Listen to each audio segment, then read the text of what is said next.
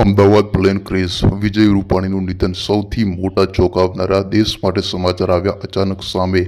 જો કે આ પ્લેનની જે ઘટના છે એ ગુજરાત જ નહીં, અમદાવાદ જ નહીં, આખા ભારત માટે, આખા દેશ માટે દુઃખદ ઘટના છે। કાલનો દિવસ સૌ માટે બ્લેક દિવસ રહ્યો છે, પરંતુ અત્યારે સામે સમાચાર એ આવી રહ્યા છે કે આ પ્લેનની ઘટના જે બની ત્યારબાદ વિજયભાઈ રૂપાણીનું કેવી રીતે ઓળખ કરવી અને કેવી રીતે, કારણ કે અહીંયા તો ઘણા બધા લોકો ઓળખાય એમ પણ નથી, કારણ કે બધા એક સાથે એક ટાઈપના જ છે।